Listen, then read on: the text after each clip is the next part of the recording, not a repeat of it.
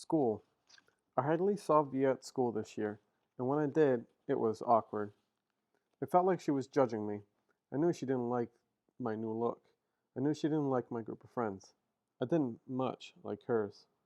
We never actually argued. We just drifted away.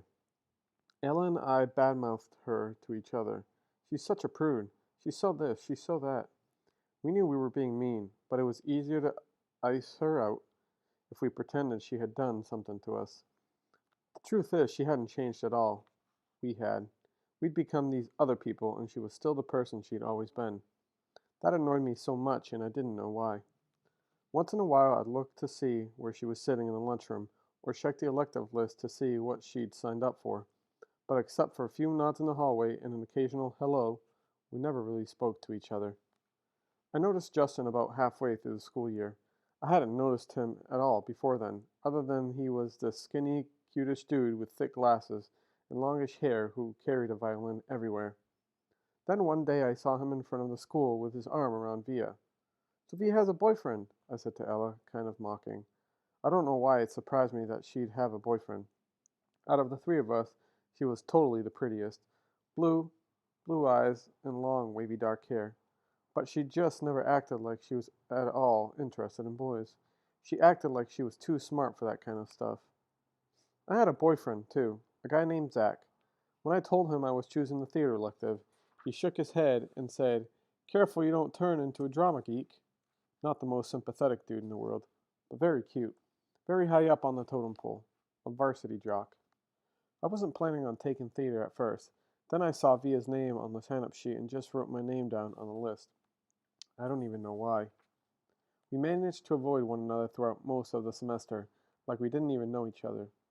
Then one day I got to theater class a little early, and Davenport asked me to run off additional copies of the play he was planning on having us do for the spring production, The Elephant Man. I'd heard about it, but I didn't really know what it was about, so I started skimming through the pages while I was waiting for the Xerox machine. It was about a man who lived more than 100 years ago named John Merrick, who was terribly deformed. "We can't do this play, Mr. D," I told him when I got back to class, and I told him why. "My little brother has a birth defect and has a deformed face, and this play would hit too close to home." He seemed annoyed and a little unsympathetic, but I kind of said that my parents would have a real issue with the school doing this play. So anyway, he ended up switching to Our Town. I think I went for the role of Emily Gibbs because I knew Via was going for it too. It never occurred to me that I'd beat her for the role. What I missed the most. One of the things I missed most about Via's friendship is her family. I loved her mom and dad. They were always so welcoming and nice to me. I knew they loved their kids more than anything. I always felt safe around them, safer than anywhere else in the world. How pathetic that I felt safer in someone else's house than my own, right? And of course, I loved Augie. I was never afraid of him, even when I was little. I had friends that couldn't believe I'd ever go over to Via's house. "His face creeps me out," they'd say. "You're stupid," I'd tell them. "Augie's face isn't so bad once you get used to it." I called Via's house once just to say hello to Augie.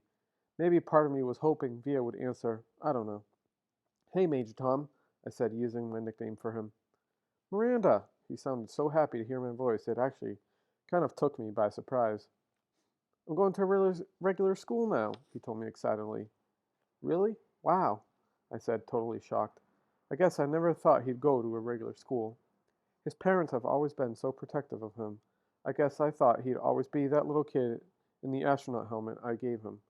Talking to him, I could tell he had no idea that Via and I weren't close anymore. "It's different in high school," I explained to him. "You end up hanging out with loads of different people." "I have some friends in my new school," he told me. "A kid named Jack and a girl named Summer." "That's awesome, Augie," I said.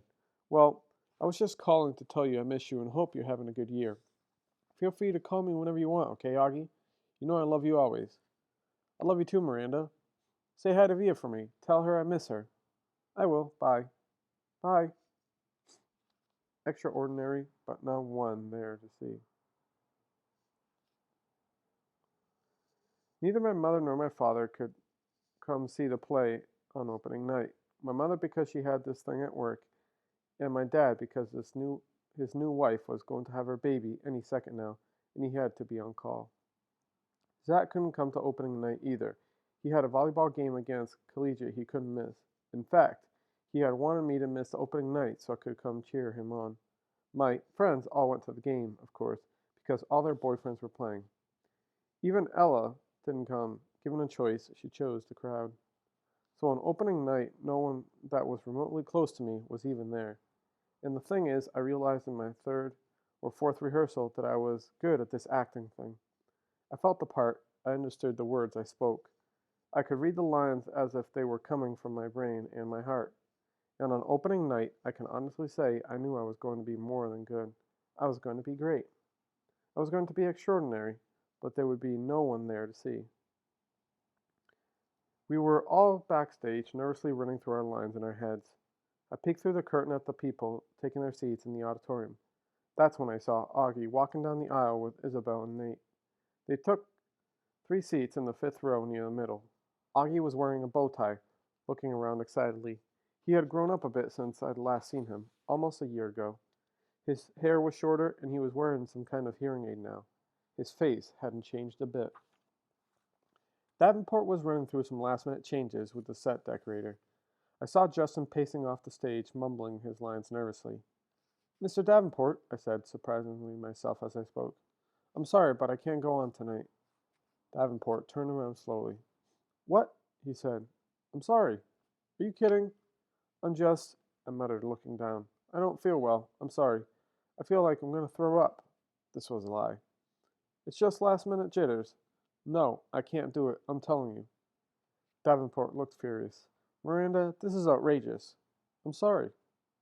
Davenport took a deep breath, like he was trying to restrain himself. To be truthful, I thought he looked like he was going to explode. His forehead turned bright pink. "Miranda, this is absolutely unacceptable. Now go take a few deep breaths and—" "I'm not going on," I said loudly, and the tears came to my eyes fairly easily. "Fine," he screamed, not looking at me. Then he turned to a kid named David, who was a set decorator. "Go find Olivia in the lighting booth. Tell her she's filling in for Miranda tonight." "What?" said David, who wasn't too swift. "Go!" shouted Davenport in his face. "Now!" The other kids had caught on to what was happening and gathered around. "What's going on?" said Justin. "Last minute change of plans," said Davenport. "Miranda doesn't feel well."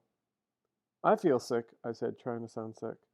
"So why are you still here?" Davenport said to me angrily. "Stop talking, take off your costume, and give it to Olivia. Okay? Come on, everybody, let's go. Go, go."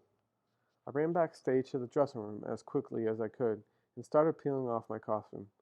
2 seconds later, there was a knock, and Via half opened the door. "What is going on?" she said. "Hurry up, put it on," I answered, handing her the dress. "You're sick?" "Yeah, hurry up." Via, looking stunned, took off her t-shirt and jeans and pulled the long dress over her head. I pulled it down for her and then zipped up the back. Luckily, Emily Webb didn't go on until 10 minutes into the play, so the girl handling hair and makeup had time to put Via's hair up in a twist and do a quick makeup job. I'd never seen Via with a lot of makeup on. She looked like a model. "I'm not even sure I'll remember my lines," Via said, looking at herself in the mirror. "Your lines. You'll do great," I said. She looked at me in the mirror. "Why are you doing this, Miranda?" "Olivia!" It was Davenport, hush shouting from the door. "You're on in 2 minutes, and now it's now or never." Via followed him out the door, so I never got the chance to answer her question. I don't know what I would have said. Anyway, I wasn't sure what the answer was. The performance. I watched the rest of the play from the wings just off stage, next to Davenport. Justin was amazing, and Via, in that heartbreaking last scene, was awesome. There was one line she flubbed a bit, but Justin covered for her, and no one in the audience even noticed. I heard Davenport muttering under his breath, "Good, good, good." He was more nervous than all of the students put together. The actors, the set decorators, the lighting team, the guy handling the curtains. Davenport was a wreck, frankly. The only time I felt any regret, if you could even call it that, was at the end of the play when everyone went out for their curtain calls. Via and Justin were the last of the actors walking out on stage, and the audience rose to their feet when they took their bows. That, I admit, was a little bittersweet for me. But just a few minutes later, I saw Nate and Isabel and Augie make their way backstage. and they all seemed so happy. Everyone was congratulating the actors, patting them on the back. It was the crazy backstage theater mayhem where sweaty actors stand euphoric while people come worship them for a few seconds.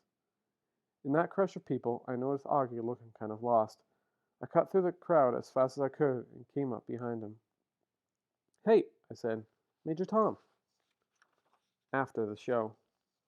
I can't say why I was so happy to see August again after so long, or how good it felt when he hugged me. "I can't believe how big you've gotten," I said to him. "I thought you were going to be in the play," he said. "I wasn't up to it," I said. "But Via was great, don't you think?" He nodded. 2 seconds later, Isabel found us. "Miranda," she said happily, giving me a kiss on the cheek, and then to August. "Don't ever disappear like that again." "You're the one who disappeared," Augie answered back. "How are you feeling?" Isabel said to me. "Via told us you got sick." "Much better," I answered. "Is your mom here?" said Isabel. "No, she had work stuff, so it's actually not a big deal for me," I said truthfully. "We have 2 more shows anyway, though I don't think I'll be as good as Emily as Via was tonight." Nate came over and we had basically the same exact conversation. Then Isabel said, "Look, we're going to have a late night dinner to celebrate the show. Are you feeling up to joining us? We'd love to have you." "Oh no," I started to say. "Please," said Augie. "I should go home," I said. "We insist," said Nate. By now, Via and Justin had come over with Justin's mom, and Via put her arm around me. "You're definitely coming," she said, smiling her old smile at me. They started leading me out of the crowd, and I have to admit, for the first time in a very, very long time, I felt absolutely happy. Part 8, August. The 5th grade nature retreat. Every year in the spring, the 5th graders of Beecher Prep go away for 3 days and 2 nights to a place called the Browerwood Nature Reserve in Pennsylvania. It's a 4-hour bus drive away. The kids sleep in cabins with bunk beds. There are campfires and s'mores and long walks through the woods. The teachers have been peppering us about this all year long, so all the kids in the grade are excited about it, except for me. And it's not even that I'm not excited, because I kind of am. It's just I've never slept away from home before, and I'm kind of nervous. Most kids have had sleepovers by the time they're my age. A lot of kids have gone to sleepaway camps or stayed with their grandparents or whatever. Not me. Not unless you include hospital stays, but even then, Mom or Dad always stayed with me overnight. But I never slept over Tata and Papa's house, or Aunt Kate and Uncle Poe's house. When I was really little, that was mainly because there were too many medical issues, like my trach tube needing to be cleared every hour, or reinserting my feeding tube if it had got detached. But when I got bigger, I just never felt like sleeping anywhere else. There was one time when I half slept over at Christopher's house. We were about 8, and we were still best friends. Our family had gone for a visit to his house, and me and Christopher were having such a great time playing Lego Star Wars that I didn't want to leave when it was time to go. We were like, "Please, please, please, can we have a sleepover?" So our parents said yes, and Mom and Dad and Via drove home, and me and Christopher stayed up till midnight playing, until Lisa, his mom, said, "Okay, guys, time to go to bed." Well, that's when I kind of panicked a bit. Lisa tried to help me go to sleep, but I just started crying and I wanted to go home. So at 1 a.m., Lisa called Mom and Dad drove all the way back out to Bridgeport to pick me up. We didn't get home until 3 a.m., so my one and only sleepover up until now was pretty much of a disaster, which is why I'm a little nervous about the nature retreat. On the other hand, I'm really excited. Known for. I asked Mom to buy me a new rolling duffel bag because my old one had Star Wars stuff on it, and there was no way I was going to take that to the 5th grade nature retreat. As much as I love Star Wars, I don't want that to be what I'm known for. Everyone's known for something in middle school. Like Reed is known for that, really being into marine life in the oceans and things like that. And Amos is known for being a really good baseball player. And Charlotte is known for having been in a TV commercial when she was 6. And Jimena is known for being really smart. My point is that in middle school you kind of get known for what you're into, and you have to be careful about stuff like that. Like Max G and Max W will never live down their Dungeons and Dragons obsession. So I was actually trying to ease out of the whole Star Wars thing a bit. I mean, it'll always be special to me, like it is with the doctor who put my hearing aids. It's just not the thing I want to be known for in middle school. I'm not sure what I want to be known for, but it's not that. That's not exactly true. I do know what I'm really known for, but there's nothing I can do about that. A Star Wars duffel bag I could do something about.